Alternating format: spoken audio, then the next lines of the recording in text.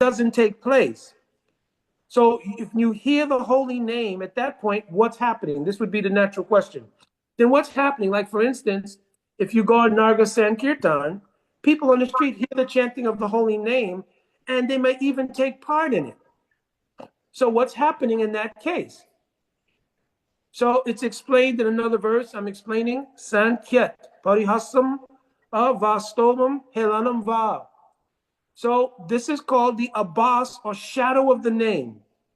And that shadow of the name can come either by indication of something else. Because for most people on the street, maybe who don't have any familiarity with the practice of bhakti, and they emulate the word Hare Krishna, it is certainly not going to be the same thing as a person who's undertaken the process of bhakti and is chanting that name with save unmuk, or the tendency of serving God. They're not the same thing.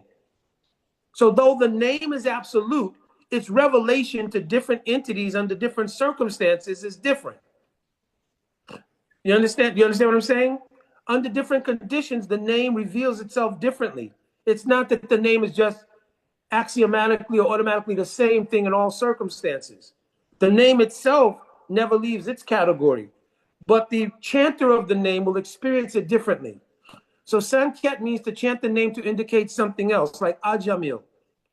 When he was seeing the presence of the Yamadutas, in fear, he called out to his son Narayan. So Narayan is the name of Bhagavan. He didn't mean to call the name of Bhagavan referring to Narayan as God. He called it out referring to his son. So this is called a Sankyat, to indicate something else. Parihas means there's many times you go on Harinam and there are people who are drunk and anything else who see the Harinam party and they say, Hare Krishna, Hare Krishna. You understand? So this is called a parihas. They're saying it jokingly. They don't have an intention of service, deep understanding spiritually, or these things. They're just imitating and saying jokingly the name. Stoba means if the letters of the name are reversed. So it's described that, for instance, in Islam, if something is forbidden, it is called haram. So because the syllable ha, which refers to hara or radhika, and ra are there, which refers to Radha, and Ram is actually in the phrase, the combination of that phrase is called a stobam. It means a reversal somehow of the letters in different orders. Some benefit is also given from that. The last one is called Helenam. Helenam means with neglect. So a person is chanting, just like sometimes you may tell your children, oh, you have to chant your rounds. I want to do this or I want to do that. Okay, all right. So especially when they're really young. So they sit down and go, Hare Krishna, Krishna, Krishna. You understand? So they're not really absorbed in the chanting. There's some neglectful attitude there because they'd rather be doing something else, but under the strict order of the parents, they're sitting down and chanting. So it says, regardless, Vaikuntha Nama Asesha Agam Haram Vidu. The power of the name for them will begin to give a sense of removing these sinful activities that they've accumulated. Right? Vaikuntha Nama means because it is an actual spiritual phenomenon, that name. Vaikuntha Nama Asesha Agam Haram Vidu. Haram means to remove, Agam means sins. So we should know that the name, even chanted, can start to remove sins. But when the sins are removed, it can afford one a better perception about life and therefore the possibility to then look or search out an alternative to material life and come to sadhu sangha. But that name will not give pure love of God. That name will not give pure love of God. It's the Abbas of the Nam. Now, some might say, well, why isn't a drunk person chanting and joking an aparad? Because to commit an aparad, there has to be intention. So there has to be some degree of knowledge of what the thing is for you to offend it. Like if somebody is coming into a room and the room is dark, they don't see that you're present and they bump into you. Can you consider that an offense? You can't. They didn't know you were there. So it requires some knowledge in order for something to be aparad. So now it's really curious because once we come into the fold of bhakti and we're chanting according to sadhana, we can commit aparad. So why is that? Because now we've been informed about the nature of the name. So now to be neglectful, to be other things towards the name is aparad for us. So whereas the drunk person on the street can chant jokingly and not commit an aparad, the devotee who's had some conscious experience and instruction in the glory of the holy name can commit an aparad to the name. You understand? So this is the whole idea of understanding hearing beyond just an auditory experience.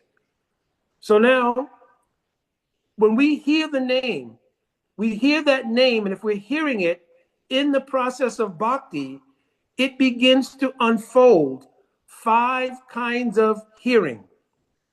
The first kind of hearing, and this is in Srila Prabhupada's Nectar of Instruction, it's originally mentioned in the Sandarbha, is also mentioned, I believe, in Bhakti Rasamrita Sindhu of Rupa Goswami Pad, but certainly it's there in the Bhakti Sandarbha. So it mentions the first stage of hearing is called Śravaṇa Dasa. Śravaṇa Dasa, the word dasa means literally a stage of identity in relation to yourself. Everyone, when you take initiation, the suffix of your name becomes dasa dasi. So dasa also means a state of existence. But you can make a parallel here. You can make a synthesis between the idea of the state in which Shravan actually begins to happen is the state in which you accept I'm the Das or Dasi of Krishna. Does it make sense? So the state called Dasitva, Shravan Das, is the state also in which you begin to accept I am the Das of Krishna. So as long as you don't accept that, it's not possible for the name to truly enter into your consciousness. Because remember, the material senses can't accommodate it. And if you think I'm John Doe, who's chanting the name? Do you understand what I'm saying? If you believe I am John Doe and you think John Doe is chanting, John Doe's material senses can't hear the name. It can repeat the auditory expression. Hare Krishna, Krishna Krishna, Hare Hare, Hare Ram, Ram Ram, Hare Hare. But the auditory faculty of John Doe can't catch the ability to create realization. It can only remove sins at best. Now, when you identify, I am the Das or Dasi of Krishna, that is a state in which Śravaṇa Dasa, the state of hearing, takes place. So when you hear the name, even if it's in the early stages, that name will start to reveal to you its own true nature and will impel you from the super soul, because the super soul is the personification of the name, right? It's written, Nama Chintamani Krishna Chaitanya Rasa Vigraha Purnasuro Nitya Mukto, and this is the important line here, Abhinatam Nama Namyo. So the word Abhina means the name is not separate from the reality of Krishna himself. They're not two separate things, they're one reality. So now in the state of accepting I'm the Das in relation to Krishna, when you say the name, then the state that takes place between you and the super soul in the beginning is called Śravaṇa Dasa. And in that Śravaṇa Dasa, now you can begin to hear not only the name, but the qualities, pastimes, etc. of the Lord can have some effect on your consciousness in a transformational way. You understand? It's not just removing sins in the background, but it's creating a transformational state of consciousness. You understand? That will impel you, I need to go to someone and try to understand the real depth of this name. Therefore, you become inspired to take up the practice of bhakti. And what is the first thing that happens in the practice of bhakti? What is the very first thing? Somebody can tell me? I've already mentioned it. Development of faith. Shraddha. Shraddha, and that Shraddha should lead to what? Sadhu Sangha. Sadhu Sangha. Sadhu Sangha in this case means Guru Padasraya. Right? To look for sadhu, to take shelter, where I repose that faith in order to get a deeper understanding of this name. Right? And if anybody's taking notes, just tell me to slow down a little bit so you have time to capture your notes, because it's important. We can always make a part 2 of this if necessary. So the next stage that arises from Śravaṇa Dasha is called Varana Dasha. Varana Dasha means now impelled, as Parvati Didi just mentioned, impelled to seek out the methodology by which I can realize this name. I go and under Varana Dasha, the stage of acceptance, I accept the practice itself, beginning with Guru Parasraya, etc. Understand? This stage is called Varana Dasha. It also means that my faith allows me to accept things I may not clearly understand at this early stage, but my heart has faith that the things that I'm hearing are acceptable. That is called Varana Dasha. It doesn't mean we don't have questions. It doesn't mean we don't raise doubts. It doesn't mean that we're accepting everything blindly. It means I accept the ability to even question or doubt something, and I know I can get an answer for it. This is why it's very important for those who want to be teachers or to preach and so forth, to be sastravid. And sastravid here means, according to Rupa Goswami, sastra yukti sunipuna. Sunipuna means accomplished in not only sastra, but the logic and the application of sastra. Because you can't just quote something to somebody, well, this is the reason why. Brahma has 4 heads. Why? Because he's Brahma. So that's not really an explanation. So you have to be able to give the logic. Why would Brahma have 4 heads? Well, one rationale is that Brahma's 4 heads represents the ability to see the 4 Vedas. It represents the ability, therefore, to see what is the totality of knowledge which is presented in the Vedas. So there's a rationale. Why do other Brahmas have more heads? Because on different universes, it is bigger. There's more presentations in higher planets and in higher universes, rather, etc. Not necessarily higher universes, but other universes. Understand? So there is an application and logic behind everything in Sastra. And to be a teacher, preacher, or somebody who's spreading Krishna consciousness, it's good to have the logic and rationale as well as the verse and authoritative statements of Sastra. So this is called Varana Dasha, the stage of acceptance. When you come to the stage of Varana Dasha, then you begin to accept also, which is a really, really important thing, the transformations in your consciousness, because you've given up the idea that I am the controller. So an important feature of Varana Dasha is to accept in your dasatwa the ability to allow bhakti to take control rather than thinking I am the controller of bhakti. So let me give you an example of what that looks like. I'm going to chant my rounds and become pure. What is the operative word here I just said that would kind of interfere with that idea? What is the operative word? I am going to chant my rounds. I'm going to. Huh? I was saying I'm going to. The entitlement behind the yeah. Exactly. I am going to.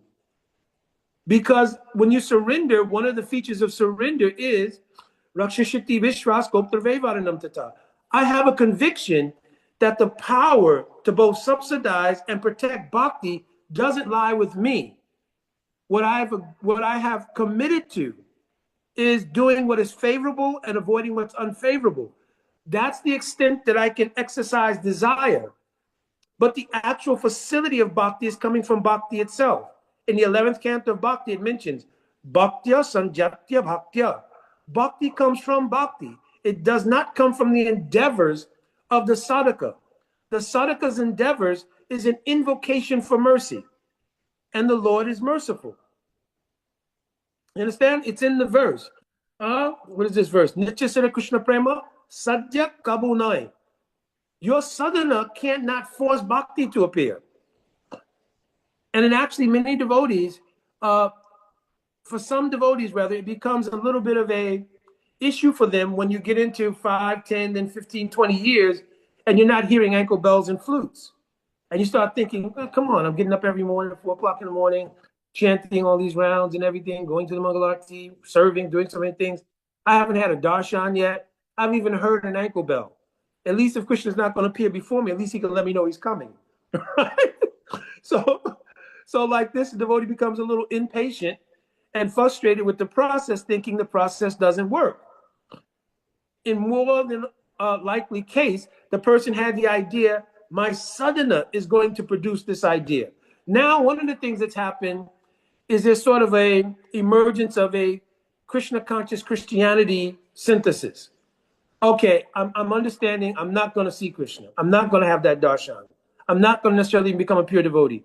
But I'll stick with the process out of loyalty and faith. And when I die, everything will happen automatically.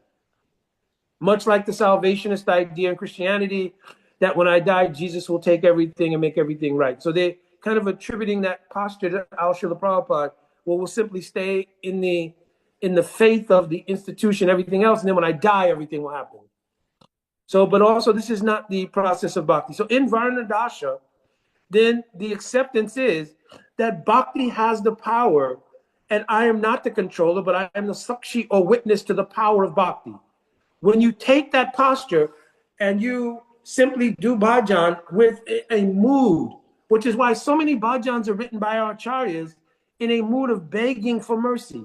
If you take your sadhana as that mood and you go to the posture of being a witness, you'll start to see the realizations in bhakti. I mentioned the other day, part of the nature of the ahamkara, or the false ego's presence in the practice, is that it romanticizes what is realization.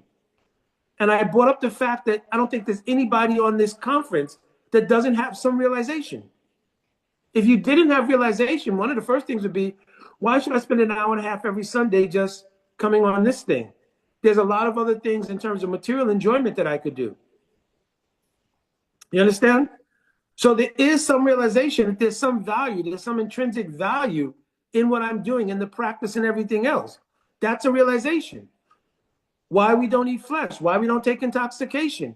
These are not just adherence to some rules and regulations. It's a state of consciousness that's come about that says, those things are not interesting to me. I don't want to do those things. And that we previously may have done them is indicative that our consciousness has grown. You understand? And no matter if you didn't do those things in a literal sense, there were some things in the material world that you don't do now, that you don't do, that you did then, that you don't do now. That is evidence of the growth of consciousness. So realizations are taking place.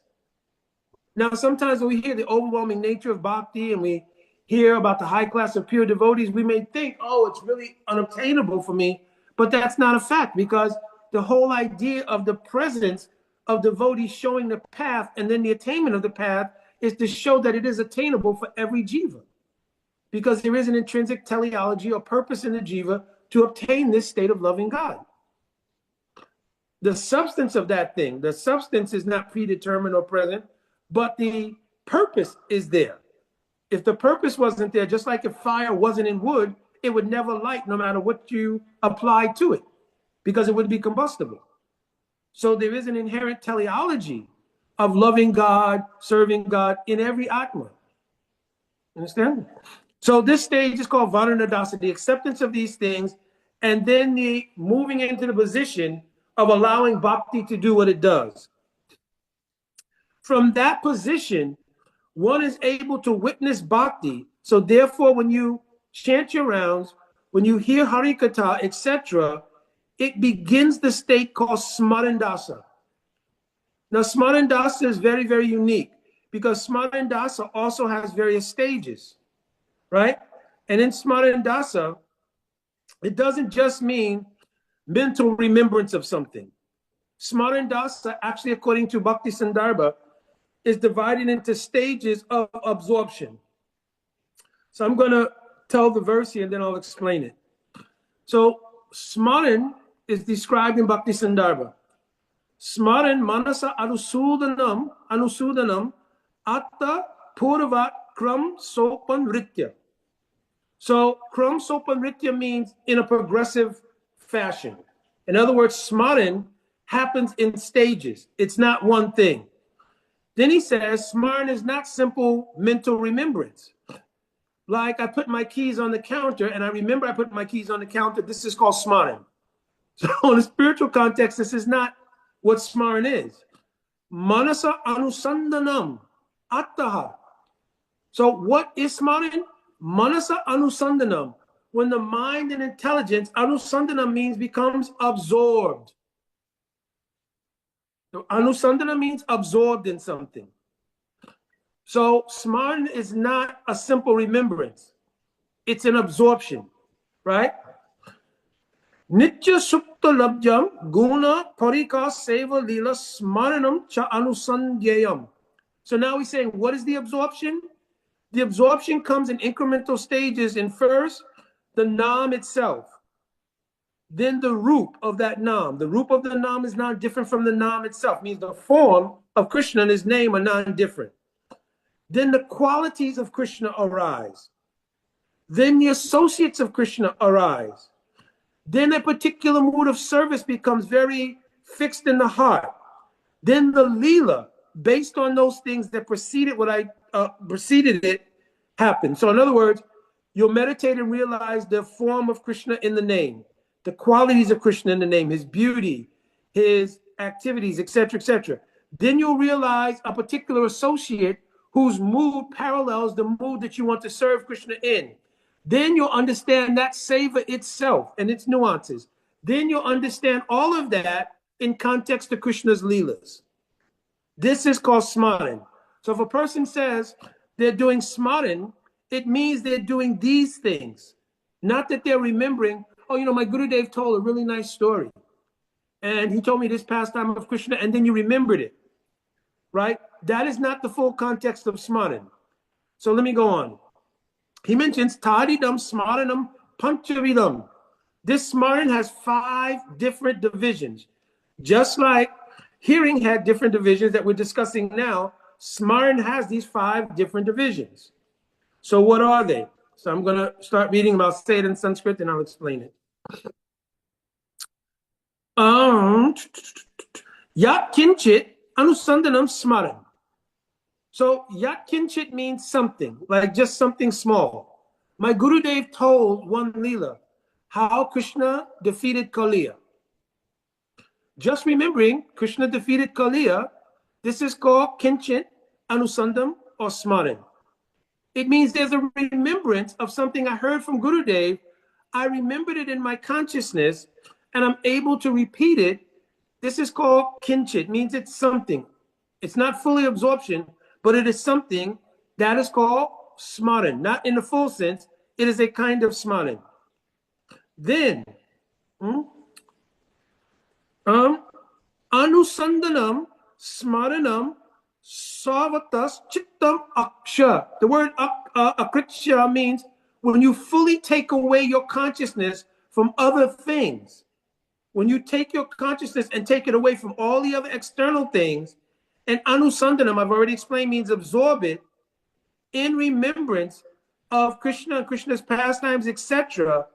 Right? This is called truly Smaranam. You understand? This is the point when it actually becomes Smaraṇa.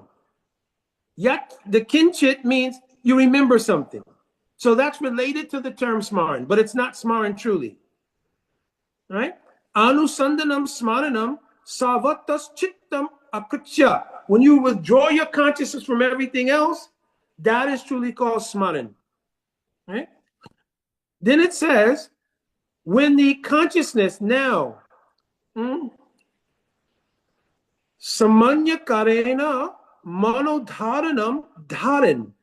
When the mind becomes able to hold what it is that you're hearing in your consciousness.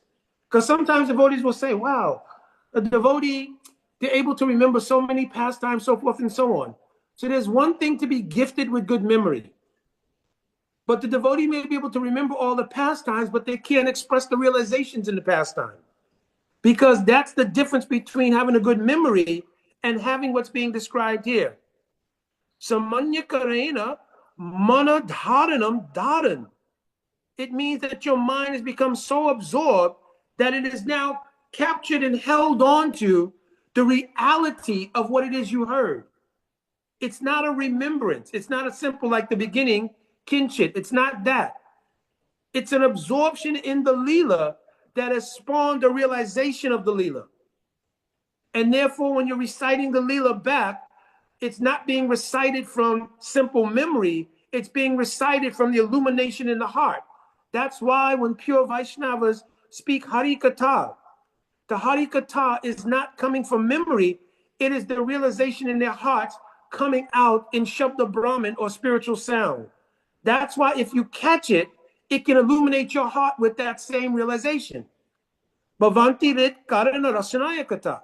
This is the meaning of the third line of that verse in the third canto of Bhagavatam. Satam prasanga mama via samvido. Bhavanti rit karana rasanaya katha means it enters into your heart. Bhavanti means it causes realization. Because the speaker is speaking realized sound vibration, they're not speaking memory. There's a difference. That's why you can hear somebody who has a good memory. They can remember verses and they can remember whole pastimes.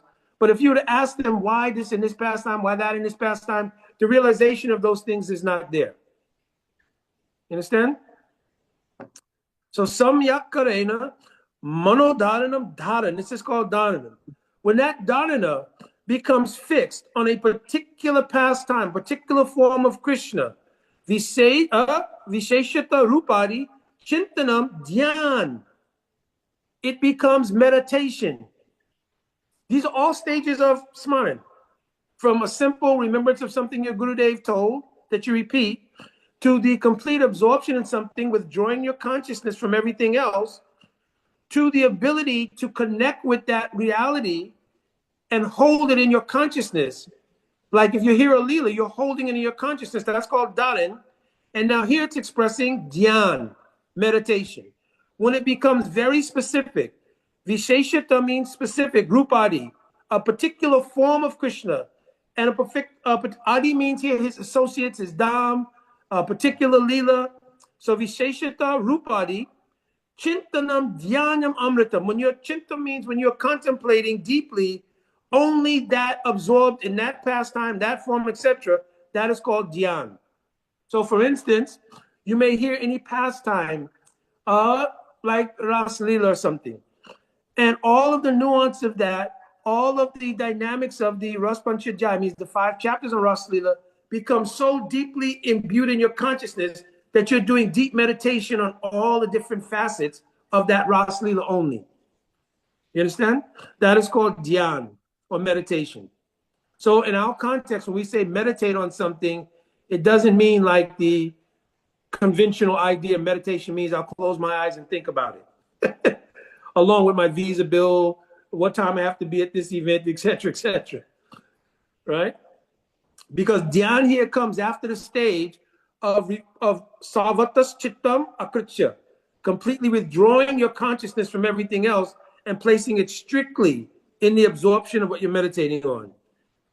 Then, daravandana ichanam tat dhruv anusmriti.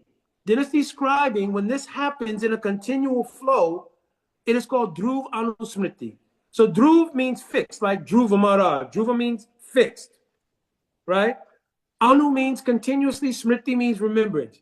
So when you pick up your beads in the morning and you begin chanting, and automatically various leelas that you've heard and everything begin to revolve in your consciousness and you become absorbed. This is called dhruva anusmriti. Fixed, continual remembrance, inspired by hearing, chanting, etc. Jaya mata spuranam samadhi. When that turns into the ability to see the lila in your chitta, that is called samadhi. So let's go over the 5 things. There's Smaraṇa, dharan, Smaraṇa, dharan, dhyan, dhruva anusmriti, and samadhi. These are the 5 stages of Smaraṇa. All right, so let me take a stop right here and ask if anybody needs to have anything repeated or clarified. So we're in the third level of hearing, which is called Smaraṇa, but Smaraṇa has these 5 divisions, and it's very important to understand it. All right? Repeat those 5 divisions. The ones of Smaraṇa? Yes. Okay, Smaraṇa, which just means a simple remembrance. And then that is from Smaraṇa to Dharan. Smaraṇa, Dharan, Dhyan, Dhruva Anusmriti, Samadhi. So Smaraṇa begins with Kinchit Smaraṇa, means I remember something my Guru Dev said. When I'm able to capture not only the what I heard, but I'm able to hold it in my consciousness. That is called Dharan. Dharan literally means to hold. And then Dhyan, when it becomes a specific meditation on a specific root, etc. of Krishna, like his form, his associates, his dham, this thing, that thing, in a particular way, that is called Dhyan or meditation. Dhruva Anusmriti is whenever I begin to chant or do anything that automatically comes up in my consciousness, in my chitta, in a nice flowing way. Right? There's two things here I'm leaving out because I don't want to make more confusion. Dhyan, in many cases, means mantramaya upasan, which means to meditate on a singular pastime of Krishna, almost like in a photo form. Like the picture of Seva Kunj, right? The picture that you see where Krishna's sitting on a throne with Radhika, surrounded by the manjaris, and you see that vision, but that's all you see. That is called the mantra maya upasan, and that will come in Dhyan. You understand? When it becomes Dhruv Anusmriti, it means that the remembrance is in a flow. Dhruva Anusmriti, a continuum. That stage is called Swarasiki Upasan. Swarasiki Upasan means, so not only am I seeing this vision of Radha and Krishna seated on the throne, surrounded by the manjaris, but I see the Leela of how that took place. How there was a plan of Radhika to leave her home, to come there, and how one manjari escorted her, and how they decorated the kunj for Krishna. This is called Swarasiki Upasan. And this is in Dhruv Anusmriti. Understand? Do all Vaishnavas see the same pastime the same way, or they see it from different angles? No, it's always individual. It's always individual. Yeah. Okay. Is that based on their relationship? It's based on their relationship. So, for instance, if a person is in Sakyarasa, Priyanama Sakas, they will have seen and they may have accompanied Krishna to the rendezvous place. In that way, they may be looking out for any elders who may be coming. They'll tell to Krishna, "Oh, you're really looking good. When you see her, she'll be so impressed." You understand? Then they may do services. They may actually build like places to hide the kunj where Radha and Krishna are meeting. The Ujjalali money, it mentions Subal, he may fan Radha and Krishna by sitting outside where they are, and there's a fan that's attached to a rope, and he's meditating on Krishna being in the presence of Radhika, and he's pulling that rope and fanning them. So you understand? So it will be different according to Rasa. So, and Gail also, so we got it. So it's Smaraṇa, Dharan, Dhyan, Dhruva Anusmriti, and then Samadhi. Samadhi. Got you. Thank you. Mukunda, I have a question. Uh-huh. When I first came on, you said, I think, Shravanam, Dwaram, Ani Bhavati, something. I can't remember what you said. Shravan, Yes. Dwaram. The word Dwaram. Dwaram means door. Door. Right. Anubhuti Bhavati. Anubhuti Bhavati.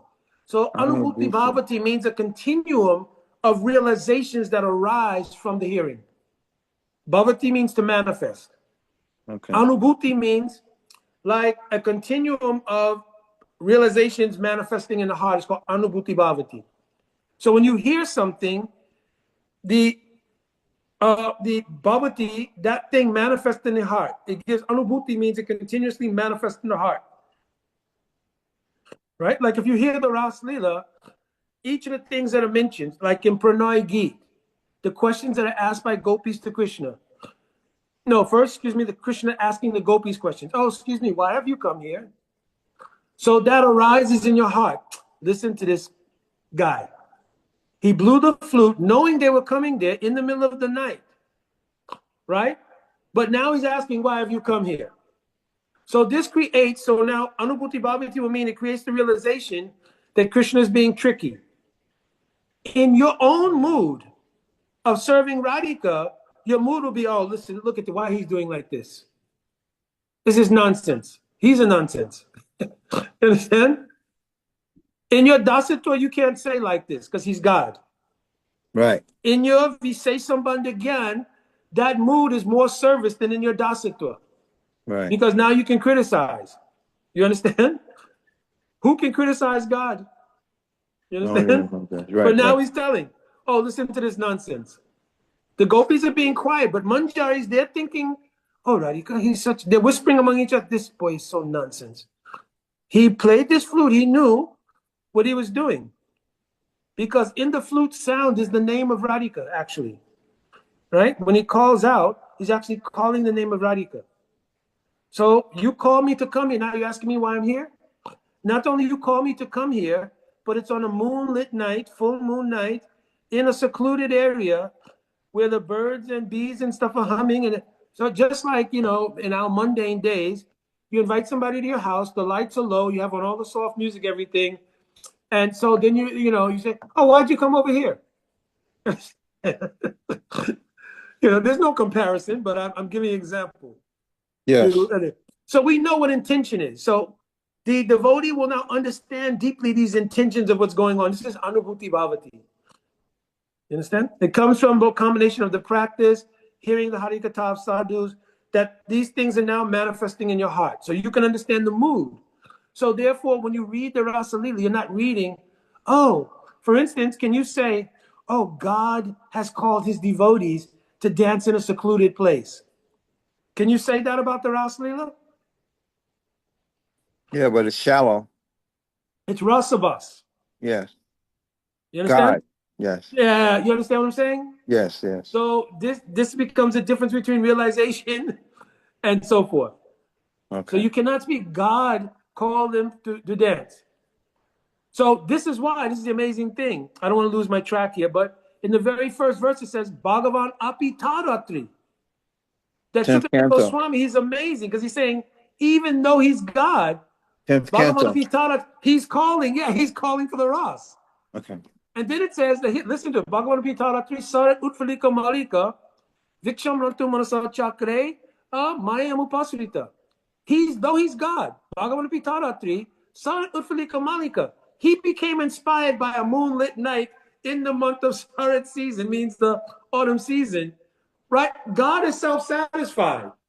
So he's making the statement, oh, he's so-called God, but now God is waiting for a moonlit night, seeing the full moon to call for the gopis, and he couldn't facilitate it himself. What is it? Viksham Rantu Manasa Chakre. He had a desire. But Yoga Maya Upasritam, he took shelter of Yoga Maya to fulfill it. If he's God, he can do anything. Right. So he's telling, but he took shelter of Yoga Maya. Why? Because in this mood, he doesn't think I'm God. Who covers the fact that Krishna is God? Who is it that does that? Yoga Maya. Yeah. Thank you. This is how we understand things. So, Prabhuji, this Anubhuti Bhavati is a Kinchit Smaran? No.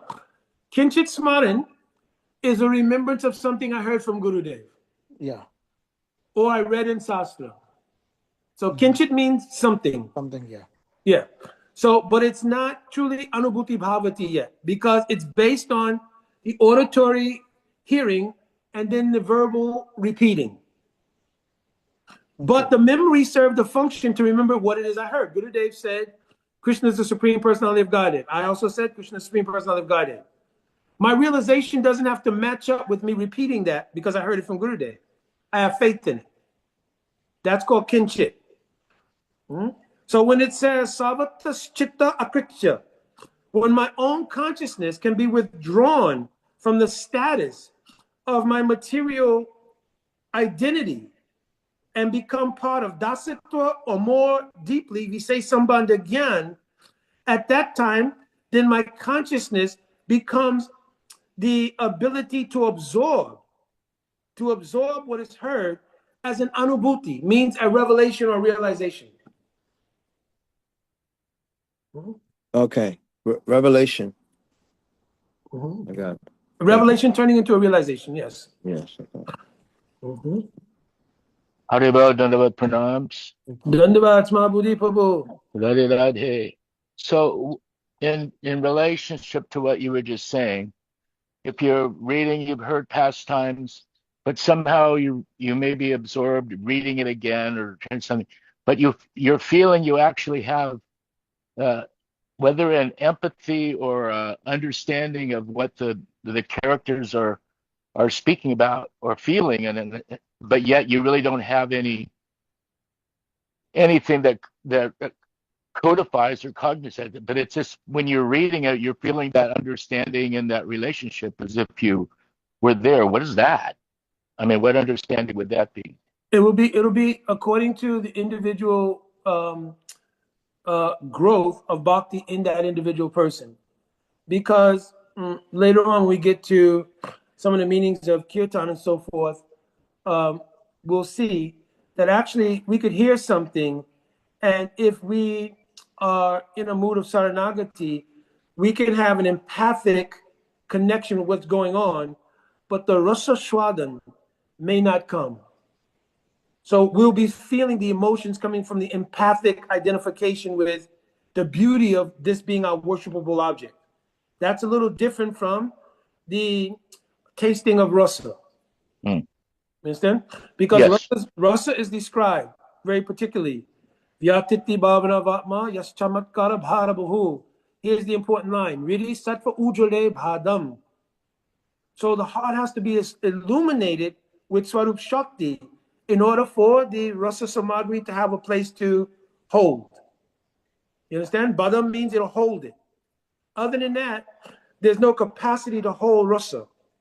So we have an appreciation. Oh, this is very beautiful. Just like I remember I was doing a class doing Kartik, not a class, but I was participating in an online thing that a devotee asked me to. And they were reading from the Ras Panchadhyaya. But the devotees primarily at that time did not have a lot of experience in terms of sastric understanding, tattva siddhanta, what to speak of Ras Vichar. So they would hear something. How, for instance, Krishna, when he left the gopis, then he reappeared, right? So now it says, oh, this is so beautiful. How sweet it is. But what are they talking about?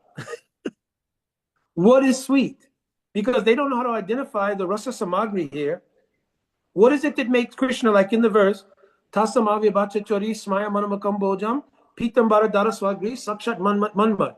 There are so many ras vichar in that statement, and they have no idea maybe what it is. So if you say, oh, this is so pretty, it's so beautiful, it will have to come from material sensibilities of the experience of boys and girls, and now they're meeting again. All of the drama is over and Krishna's returned. Very sweet. So they can't truly understand the depth of what's happening here. Why Krishna's called Sakshat Manmat Manmat means he's now directly Cupid. He wasn't Cupid before. So these are the things I'm talking about. So there can be a kind of empathic, and especially if the devotee is pretty advanced and they've been reading and they have some idea of Ras Vichar. So though they may not be in a stage to taste the rasa samagri, means the ingredients of the rasa there, they can know, oh, this is what kind of speciality of rasa this is. So that's different from like devotees who are looking at it and from their material sensibilities of their previous experiences in the material world, identifying it like Romeo and Juliet. You understand? Yeah. So like yourself, experienced devotees who understood Ras Vichar, they'll also have an experience of the beauty of that thing from the basis of their advancement in bhakti, even if they have not yet come to the point of tasting the rasa samagri directly. Thank you. Very nice. Appreciate it. All right. So let's go on. Gail, you were okay, right? Your hand is just still up, but I think it was from the previous question. No, yeah, I had a couple of questions. Okay. Let me go through these next two, and then I'll come right back. I'm just gonna go through the next one, so I'll make sure I get them. Okay. All right. So then the next thing after Smaraṇa is Bhavapanadasa. Bhavapanadasa means the stage of Bhav. in the stage of Bhav, very similar to the question that Mahabodhi Prabhu was just presenting, it's at that stage that the synthesis of our consciousness with the inherent moods, emotionally, etc., in the absorption of that lila, they come into the consciousness of the jiva at that time. So the stage of Bhavapana means the stage of Bhav itself. This is when the Swarup Shaktis descended onto the Chitta, taken over the functions of the Chitta, and now the Chitta is a suitable seating for Rasa. So when you hear a Leela, not only the activities in the Leela take place, but the emotional content of the characters in the Leela vicariously come onto your Chitta, much in the same way that in the mundane world, your experiences in the mundane world were all vicarious. But now here, there's the vicarious expression of reality of those Leelas on your consciousness. You understand? So let me say it again. So in the material world, all your experiences were vicarious because the soul never touches the material world. But you went through all the emotional states in the material world. Heartbreak, I was in love, I was out of love, looking for love and all these things we went through, right? Now, in the spiritual reality, the Atma has become one with Swarup Shakti. And the Swarup Shakti is now giving its direct experience onto the Chitta. And the soul is able to digest now the ingredients emotionally that's in the characters. What's in Krishna, what's in Radhika. This happens by something called Yavad Asray Vritti. It means from Radhika's heart, her moods spill out and enter into the hearts of those who are near and who are serving her. Let me explain it again. It is called Yavad Asraya Vritti. So the word Yavat means whomever. Asraya means they become the shelter. Vritti. Vritti means the moods in the heart of Radhika. So when a Leela takes place in the stage of Bhav, in your spiritual form, what you can perceive in your consciousness now, it's called Swarup Siddhi. In that form, the experiences coming from the heart of Radhika enter into the heart of the Jiva. And Ujjwali Mani says, asana janatarit valodanam. They take a seating there and they churn the heart with the emotions that are spilling over from the heart of Radhika in any particular Leela. Okay?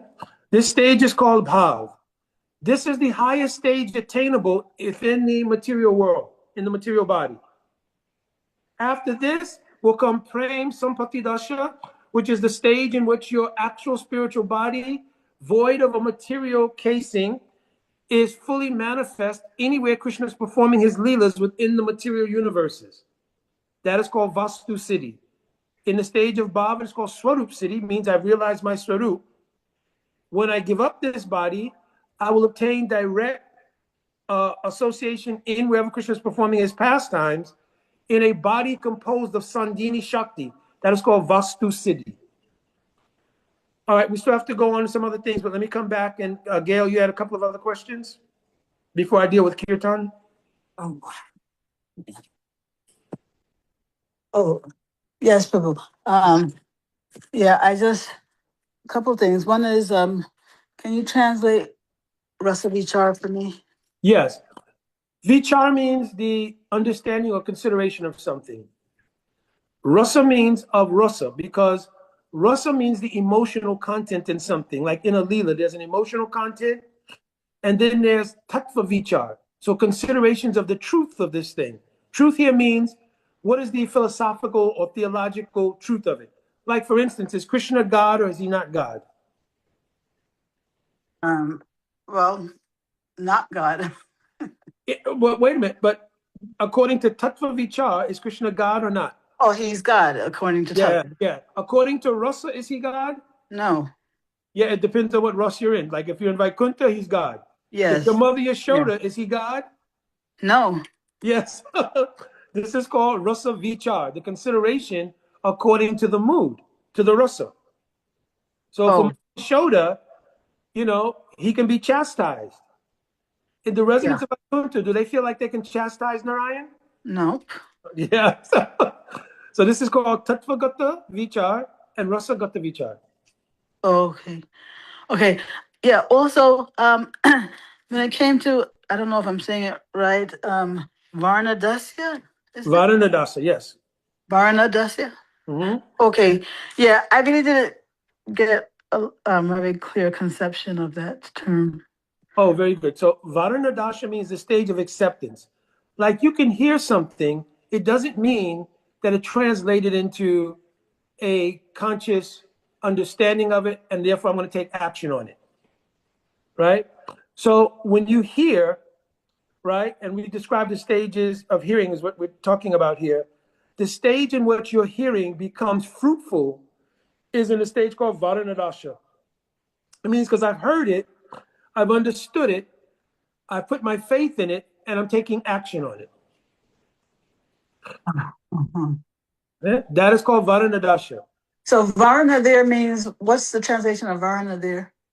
Varana means a stage of acceptance. Like Varana means literally to position yourself in a position related to what it is you heard. It's called It means to apply it, basically. apply it. Exactly. But that application requires a conscious shift into that position. That's why it's called a dasha, means a state of consciousness. And that was the stage directly after just the hearing, like I heard. So like you hear the philosophy, yeah, and you chant rounds, which are the abbas. I mentioned that at the beginning, like they're the abbas. You're chanting and you're hearing. So at a certain point, that has to turn into Varanadasha. Means the acceptance of what you're hearing and reading. That's the beginning of accepting the process. Once you accept the process, then it accesses the ability to do Smaraṇa in the various iterations of Smaraṇa that I talked about. Understand? Because your consciousness will not hold the truth until the process is accepted. You understand? And once you accept the process, it becomes a suitable seating for true remembrance, beginning with just hearing something and being able to repeat it with faith, then being able to absorb it in your consciousness, then being able to absorb it in your consciousness and have an experience of it on a continual flow, then a particular kind of meditation on it. You understand? And then actually the samadhi or absorption in it, where you can actually realize yourself in that particular lila. When it came to Dhruva Anusmriti. Yes. Yeah. So the difference between that and samadhi is that you might, in Dhruva Anusmriti, you're not necessarily participating in that lila yourself, right? Exactly. You could, the Dhruva Anusmriti means the lila comes up automatically and flows on a continuum. But the fullness of your ability to be a participant due to Swarup Shakti means your realization of your own form in full, in which you can participate in the lila, has not appeared yet. That will come in bhav. And so you have, do you have to be in bhav to enter samadhi? Yes. Yeah. Because your ability to enter samadhi means that you have a place to enter it in too.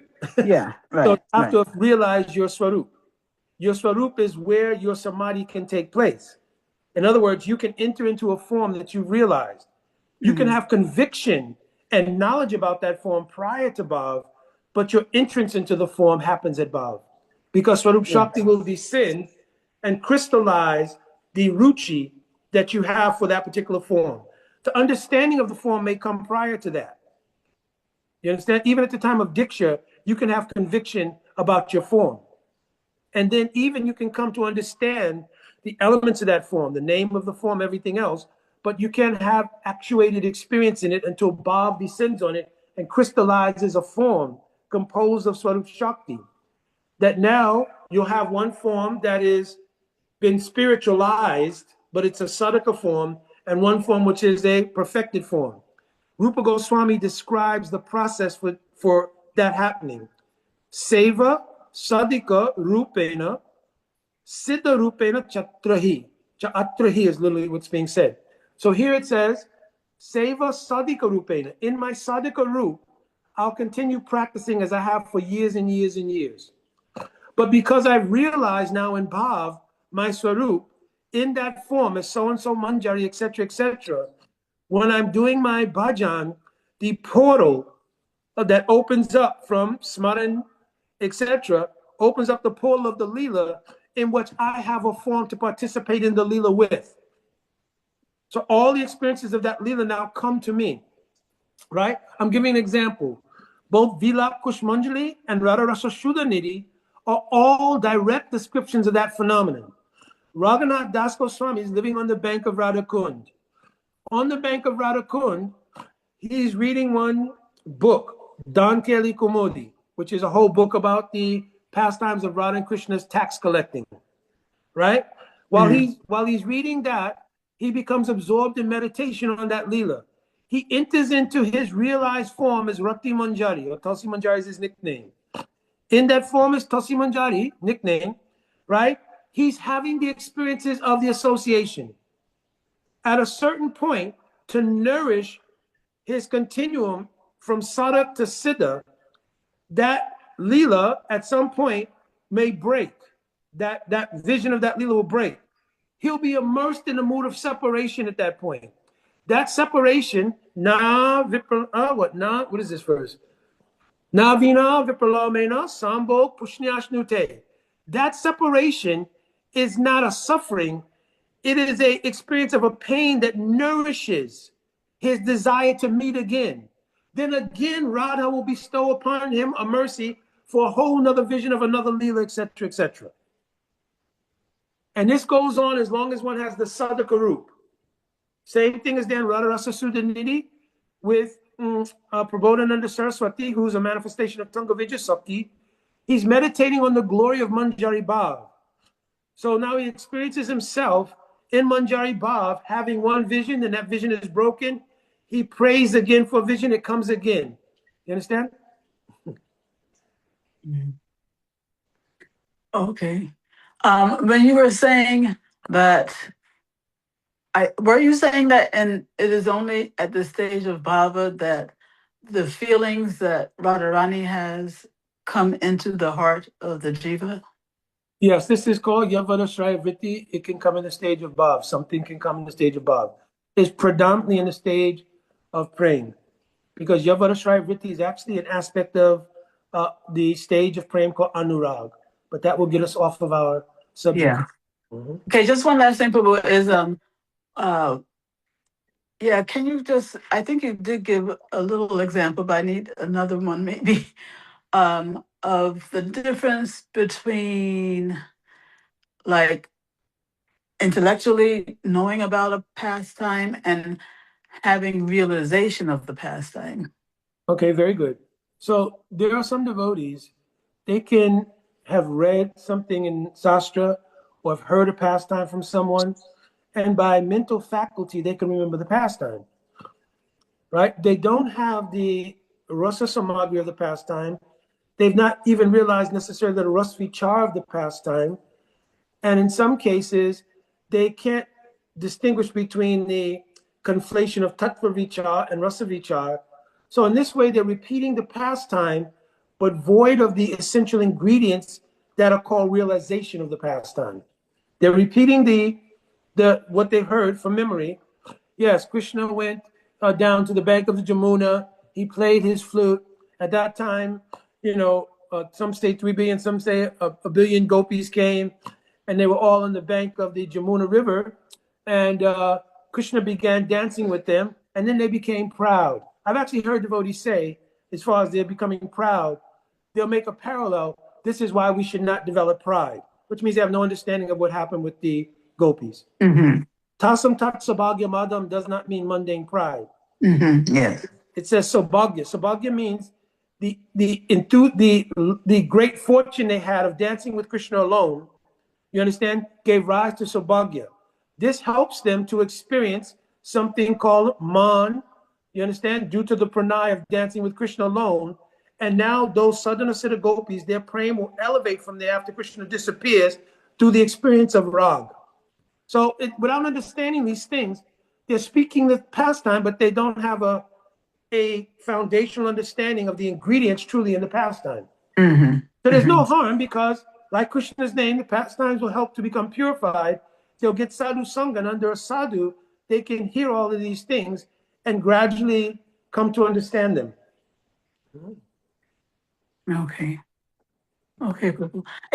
But, in the example that you just gave of, those. All right, but let me come back though, because Okay. question. Yeah. All right. Any other questions on this? If not, I'll quickly explain Kirtan. And there we go. We've explained Smaraṇa. We've explained Śravaṇa. So what is Kirtan?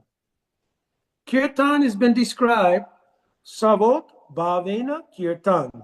The word Savot Bhaven means Kirtan can't truly be done without a mood, without a bhav. It doesn't necessarily mean the stage of bhav, though it strongly indicates it. It means to have a bhav related to the Kirtan, because the word Kirtan, the etymology of Kirtan begins with the word Kirti. Kirti means to glorify something. To pronounce, to glorify, to explain something is all called Kirtan, right? So Kirtan is not just singing, but it's also recitation of Bhagavatam, because also Kirtan means to recite, right? So all the things that have to do with the glorification of Krishna, whether in song or whether in recitation of Sastra, this is all called Kirtan. It cannot truly be done without a bhav. Why? Because there won't be any perspective for the glorification.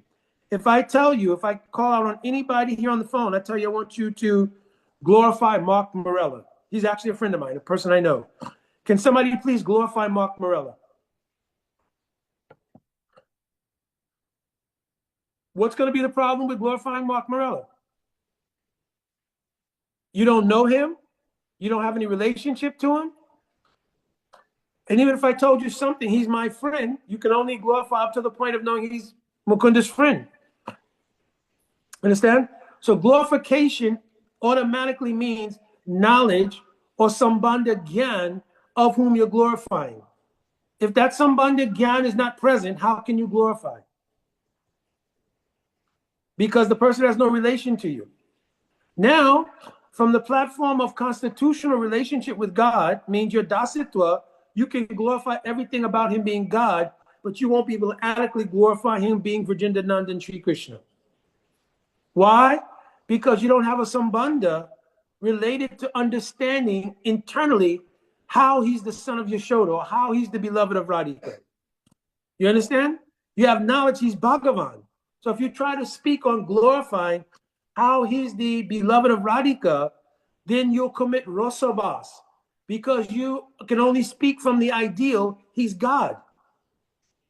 So we went through this earlier. If you say, yes, God went to the bank of the Jamuna and he had a desire to call the gopis to dance. Right. Excuse me, I got a question. Why does God need to dance with somebody to be happy? What, do God needs discotheque experiences? Why does God need to dance with somebody to be happy? So then what's the explanation? Well, God can do anything he wants to do. That's not an explanation. That's the lack of an explanation and covering the lack of an explanation with the idea that the word God encompasses everything. You understand? Or it's a Leela, Prabhu.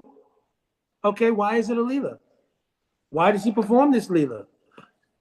And if he's God, does he perform the Leela as God or something happened?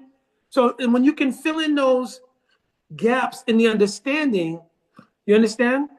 That becomes truly being able to do kirtan or glorification, because you know about the person, the inner moods of the person. So why does Krishna go? I'm asking here now. Why does Krishna call for Ras Leela? I'm asking the question now. Why does he call for the Ras Leela? He's God. First of all, is God self-satisfied? Is he Atmaram, means he's self-satisfied? That's my first question. Yes? Yes. Yes. Why does he need to call for Ras Leela? Fulfill the desires of the devotees. Yeah, but if he's self-satisfied, that doesn't explain why he needs it. Maybe that's a way of his expressing the happiness that that he feels. That's the way he expresses it. The word Atmaramata means you don't need to have happiness be expressed outside of yourself. That's the very meaning of the word Atma Ramata. All your Ramata is in your own Atma. Hare Krishna. Yes. A desire to associate with It's devotees. Leader with the gopis. So this is what's under question. If he's Atmaram, why does he have a desire to associate with anyone else? That all of these gopis are manifestation of his antaranga or Svarup Shakti. He's not getting satisfaction from outside of himself. It's from his internal potency that he's arranging this. So he wants to satisfy Radharani. Yeah, but what he just told is the answer. Oh, sorry. Yeah, no, I mean, it's no harm that he wants to satisfy Radharani, but I'm saying what he just told is the answer. Because his own Shakti is what's being enjoyed, which would mean that his Atmaramata is simply taking another feature. That other feature, Abhi, you know what it's called?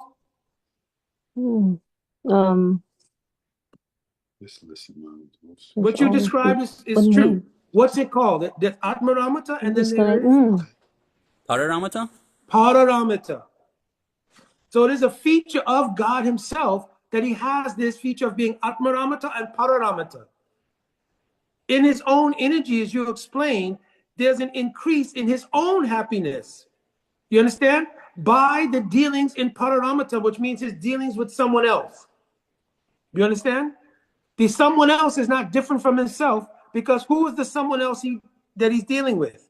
His own Shakti in the form of Radharani. And by expansion, all of the gopis who are Kaya View of Radhika or have become associated with the Kaya View of Radhika by becoming Siddha is whom he's associating with. So Atmaramata simply manifested the feature called Pararamata. All of these kind of understandings are what goes into being able to understand. Do this leg right here. What is Ras Lila? Please. You understand? So if you simply say it's a Lila, it's a this or it's a that, you understand? And this also then explains why he wants to give pleasure to his devotees. Because Pararamata is a reciprocal thing, but now you have the understanding of why. Because if you just say he wants to give pleasure to his devotees, what's in it for him? So that would not explain why he's Atmaramata. But now understanding Atmaramata, Pararamata are two features of the very nature. Now it starts to make sense. And to understand, as Abhi was saying, Radha Krishna Sada Eki Swaru, Lila Rasa Sadite Dari Duriru. They're one person who's taken two forms. So his Atmaramata is still intact. It's being expressed as Pararamata. So all these understandings are what makes the ability to explain things and understand them, hence realize them different from simply repeating them. So then if you're glorifying the Ras Lila, you can truly do Savot Bhavena Kīrtana. You can truly glorify from the Bhav, which has been illuminated in your heart. If you have Visay Sambandha again, that Bhav further illuminates your own relation to that phenomenon. So now, in Visay Sambandha again, what is the primary reason, let's say in Priyanama Sakyarasa or in Manjari Bhav, why Krishna called for Ras Lila?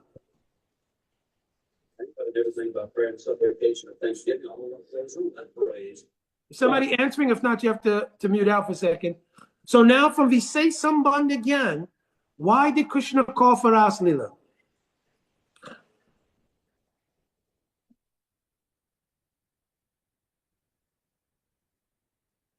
So now it becomes a little more difficult because I have to describe it from the nature of how I'm related. All right, anybody any idea? To show love towards Radha. To show love towards Radha, we know that's the end result, but why? It has to do with the separation, separating and then wanting to the separation and the meeting of Radharani and Krishna. Yeah, so now that's hinting on something, because why does he feel separation from Radhika? Anybody else? So now we have a reason he was separated, right? He has a desire, Virgin Anandan said, and now Chaitanya Mahaprabhu said he was feeling separation. So why was he feeling separation? My wife is saying that he's not experiencing the prema, but actually prema is always intact. Separation is one experience of prema. So why?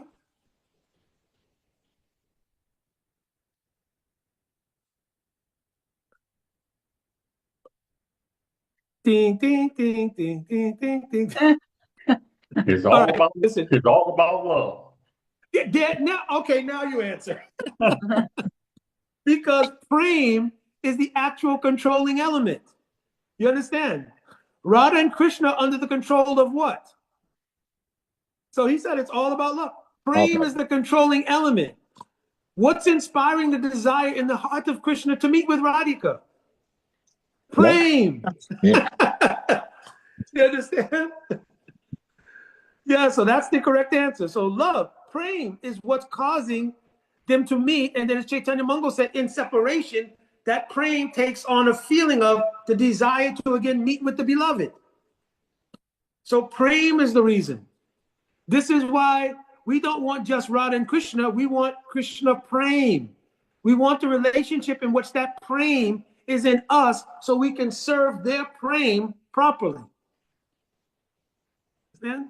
So this is now called Savot Bhavena Kirtan, having a mood which is imbued with a particular aspect of prem, in Dasiras, Sakyaras, Madhujaras, Vatsalyaras, etc. Right? And now applying that to the glorification from that perspective gives insight, oh, why Krishna is doing this, why Krishna is doing it, why Radha's done that. Right? Therefore, even in those who are chanting their mantras, in the last part of your mantras, it'll mention in the last part of Kam Gayatri, this very thing is mentioned. It says that the ultimate thing that you're asking for is praying. I'm not repeating the mantra on the phone, but the mantra which explains the last part of your mantra, Shriman Rasarasarambi, Vangsivata Tataksita Kashan Venushwanair Gopi, Gopinatas Vestuna. That Krishna went to the bank of the Jamuna, Vangsivat. Kashan Venushwanair Gopi. He began playing his flute. Shriman Rasa Rasarambi. Aramba means he's the one who initiated this. Just like in the first verse of Rasa Lila, Viksham Rantu Manasachat, he had a desire. Why? Because who is the embodiment of that praying that you said is the goal of everything? Who's the embodiment of that praying? That should be, everybody should unmute at the same time and yell the answer. Radharani. Radha. Therefore, his desire to call for Ras is born from the fact that Radhika is the very embodiment of that praying that controls both of them. Understand? So to glorify them, this is called doing Kirtan with this kind of understanding and this kind of mood. Understand? All right. Any questions? Because we have to end on time today. Any other questions? This is recorded, so we'll have the class available for further digestion. Oh, I do want to address something because a really good question was asked the other day, and it is something that has come up. So there was the understanding that in Srila Prabhupada's books, especially in the beginning, it mentions, as far as Harinam is concerned, we should chant the mantra and hear. So it says simply chant the mantra and hear. So now, after today, there should be a deeper understanding of what hearing means. So when Srila Prabhupada said just chant and hear, he meant in progressive stages of hearing. But at the time, we were thinking it was simply based on the auditory idea of hearing. So then we'll chant our rounds, Hare Krishna, Krishna. And we get into this war with the mind and previous impressions, which keeps saying, okay, Hare Krishna, did you lock the door? Hare Krishna. Where was I in the mantra? Okay, oh, Krishna, Hare Ram. Bring, the phone rings. Yes.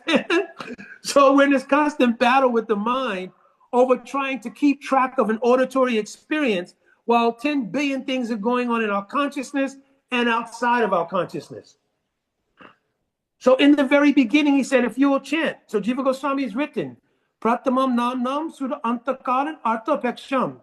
In the very beginning, when you chant, the chanting, which is an abhas of the name, will act to begin to purify your consciousness by being able to auditorily hear the 32 syllables of the name, right?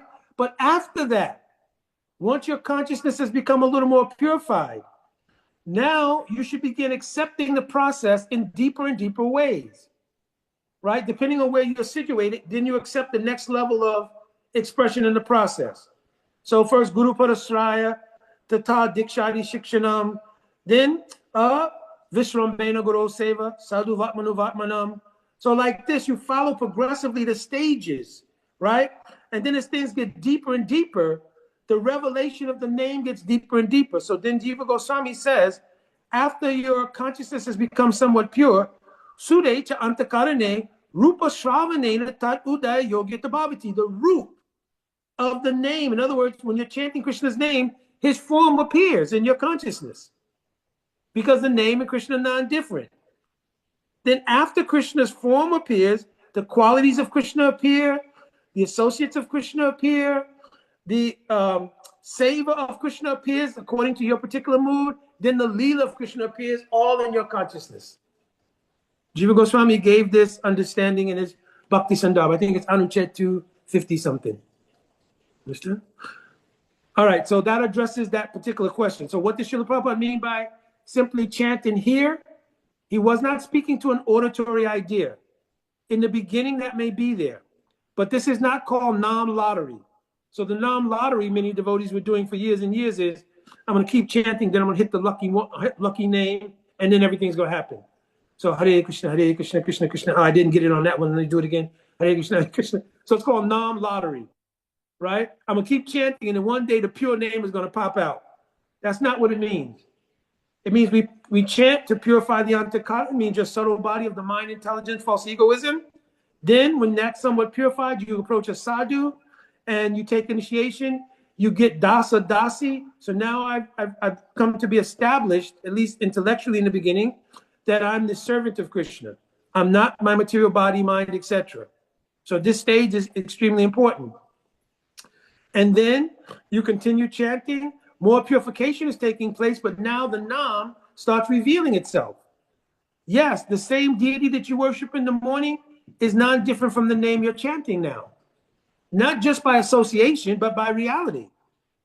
So actually when you're chanting Harinam, you're actually doing deity worship. You understand? Then the name starts to reveal more about its qualities, etc., etc. Then you take Diksha, a particular relationship in a seed form is given to Hari and Krishna, Radha and Krishna. You understand? So this is how the process works. All right. Any couple of questions before we end? Okay, Shyam Sundar Prabhu. Hare Krishna Prabhuji, Dandavat Pranams. Can you hear me? Yeah, I am.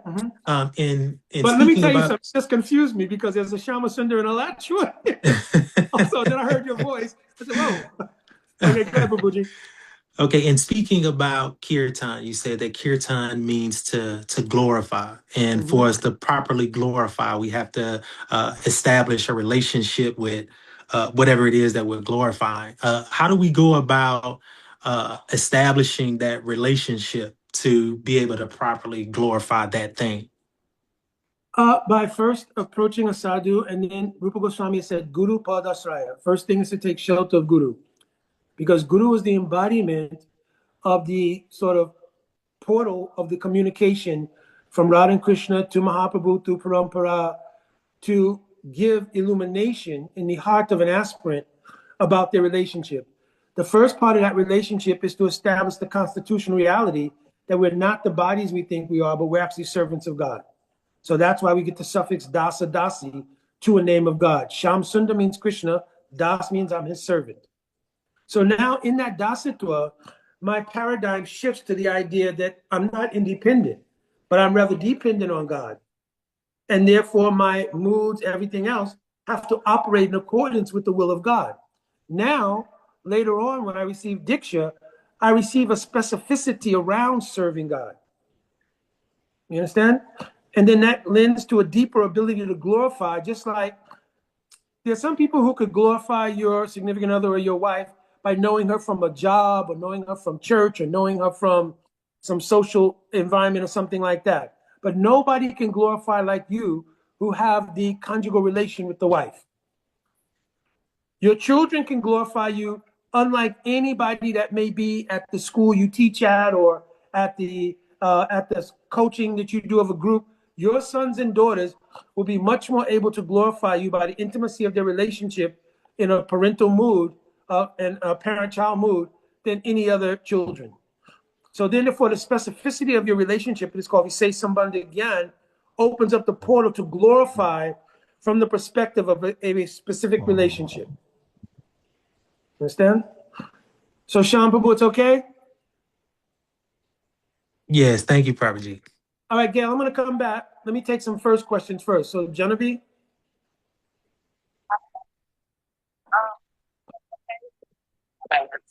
Can you hear me okay? Oh, now I can, yes. Okay. Our question is off topic. This is curious. What did Krishna whisper in Arjuna's ear on a battlefield Kurukshetra? Oh, I'd have to know the context of that Leela. You said he whispered in the ear of Arjuna?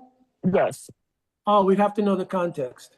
Okay, In then I'll text you later. Chaitanya Charitamrita, it mentions that Arjuna, though he is called a Gaurava Saka, means that he is a Saka who understands something of Krishna's God. Like Subal, Sridham, Marumango, they don't consider that Krishna's God. Arjuna has some knowledge that he's God, but he simultaneously has some knowledge of his sweetness of Vrindavan. Because it's mentioned in the Adi Puran, Krishna used to speak to him about the gopis, etc. I have one more question. Is where can I find their initial relationship where I can read about that? Because weren't they like best friends or very close because they had previous relationships? Who, Arjuna and Krishna? Yes. Yes, there's an eternal tie between Arjuna and Krishna that manifests in the form called Nara Narayan. Okay. So Nara Narayan is actually a manifestation of Krishna and Arjuna. Okay. And theologically, Nara and Narayan represent the position of all jivas in their natural constitutional relationship to God, leaning towards the intimacy of deeper relationships. That's why we recite in the beginning of the Bhagavatam class. I gave this definition on the phone conference. I won't do it here because we're running out of time. Narayanam namaskritya naram chaiva narottamam. So there's a deep meaning in this prayer that we recite before Bhagavatam related to Krishna Arjuna and Nara Narayan Rishi. So I'll tell it another time about that. Okay. Okay. And then Mahabodhi Prabhu. And then Gail, we're coming back. You'll take the last question. Some institutions will have like 24-hour, 48-hour kirtans, and the idea is just chanting, but there seems to be a misunderstanding of Harikatha also means glorification. And I remember even during the time Prabhupada had told us, even doing regular Harikathas or chanting on the street, we'd have to interspersedly speak something in the holy name. But I'm seeing some of the institutions that I'm close to, they'll just continue the holy names, but there will be no understanding given to anybody other than the chanting itself. So I was wondering, your concept on that. Yeah, so this is called Arop Siddha Kirtan, which means there's a mixture of the desire to experience rag and tal and some personal enjoyment under the religious auspices of doing kirtan. You understand? Yep. So we could say that there's no harm, but the deeper benefit of kirtan, Savot Bhavena Kirtan, may or may not be present there. It depends on who the kirtani is, who's leading, and what their degree of realization is. And relationship. If you're simply chanting and there's an expertise in rag and tal and everybody's enthused by it, it's a rope siddha because it's the joining or creating a synthesis between some interpersonal desires for a great social environment and a great social happening with the holy name. You understand? So there's a great prasadam. Because if we have to discuss philosophy, it's going to require a deeper level of surrender and maybe a deeper analysis of where I'm at. But the kirtan doesn't require that. The rag and tal kirtan doesn't require it. It only requires I enjoy it. Yep. Understand? All right. Definitely. One thing, Gail, before I take the last question, while I still have everybody on, I want to give two transcendental shout outs. One is to Abhimanyu Prabhu and Anuradha Didi on the birth of their son, Madhava Priya, which took place on Nirjal Ekadasi. So everybody, please offer your well wishes and blessings to them for bringing this into the world. Bye. Haribo, Hare Krishna. Radhe Radhe. Krishna. Haribo. Radhe Radhe. And then the second is, I think tomorrow is the solar birthday of Shriman Bhumipati Babu, my senior, and very dear friend. Now his Vaishnav calendar birthday is different, but I think tomorrow is the solar calendar appearance of Bhumipati Babu. So they'll be fasting, and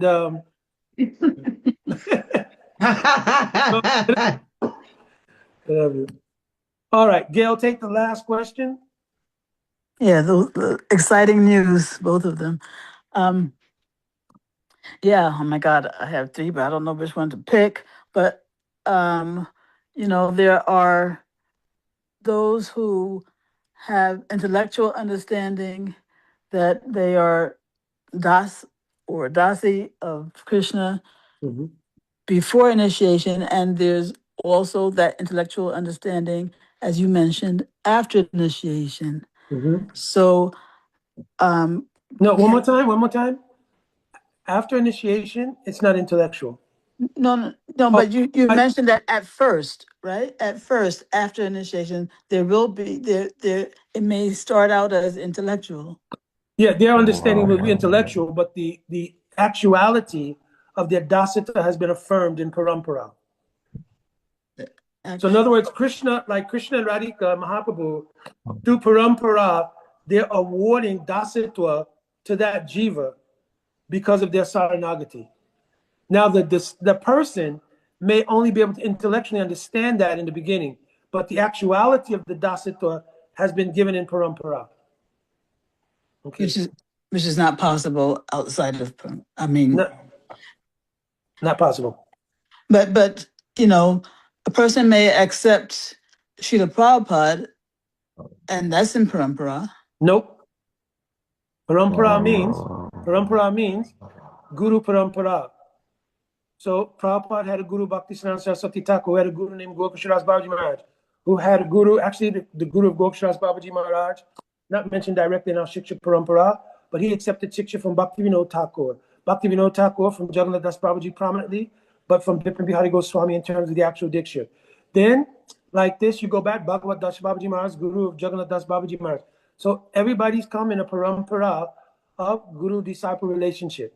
So the idea that Prabhupada would be accepted as Guru is not Siddhantic parampara. Because he's not physically present for that reason? Because yeah, and also because there's qualities inherent in Guru-disciple relationship. Tajmat Guru Prapajita Jigyashoshrayattamam. So now, let's ask Srila Prabhupada if he accepted us as a disciple or not. Can we ask him that question? No. How you can be in parampara with Prabhupada? Suppose he decided that you should take from someone else. Suppose he decided he wasn't going to give initiation. Suppose, you understand? So we cannot enforce on Srila Prabhupada post-samadhi things that we cannot do. Now, not only that, but I'm giving just a whole explanation of Ritvik in a nutshell. Ritvik say that Srila Prabhupada is always living through his books and his teachings, that he's transcendental, so he doesn't need to be physically present. This is the argument from the Ritvik Vad. So if that's the case, then why is it not possible for us to go and act? Because let's say I don't accept that, because they base all of that on one letter that was written on the 28th of May in 1977. Now, That's Tamal wrote. Now, Srila Prabhupada wrote in his 11 years of his Acharya Leela, 11 and a half, 12 years of Acharya Leela, so many teachings on Guru Tattva and did not mention Ritvik. But so on one day, he negated all of that for this. And in the letter itself, if you've ever read it, it's ambiguous at best that he would be recommending anything like that, because it doesn't say that. He actually mentions having grand disciples and everything in that letter. So now here's the point, though. Suppose two people say, no, but he wanted this, and somebody says he doesn't. How would we resolve it? We have three options: Guru, Sadhu, and Sastra. So first, we should go to Guru. So can we go to Srila Prabhupada and ask him, did you mean for this when you gave that? Did you mean this? Can we go and ask Prabhupada? No. So one thing is a problem with that idea. Second thing, let's go to Sastra. Is it mentioned anywhere in Sastra in the line of Mahaprabhu that there should be Ritvik Parampara? No. At a time, no. Is it mentioned by any sadhus in the line of Mahaprabhu beginning with Rupa Goswami Padal, Acharya Varga? No. Therefore, we have to conclude on Guru, Sadhu, and Sastra, which is our vetting process, that the idea of Ritvik Vad is opposidantic. Mm-hmm. So that closes the door to that idea. Mm-hmm. Okay, Prabhu. All righty. Prabhuji, Hare Krishna, Prabhu. Haribol, Anil, Prabhu. It's Anil here. I apologize for this question, Prabhu. But again, this question actually bothers me. That's why I'm asking it. Haribol. We're over the time, and I'm just gonna humbly ask if maybe you can call him directly. All right, I'll call you right after. No worries, Prabhu. No worries. Okay, thank you, Prabhu. Okay, it's Yeah, nothing you're urgent. All right, very quickly, Abhi and Anuradha, can you have Madhava Priya do the Kīrtana to take us out, please? And if he's unavailable, Anuradha, you can do it. Hare Krishna, Krishna Krishna, Hare Hare, Hare Rama, Rama Rama, Hare Hare. Oh my gosh. Oh, he decided to join. Oh my God, that is too cute. Oh my God. Oh,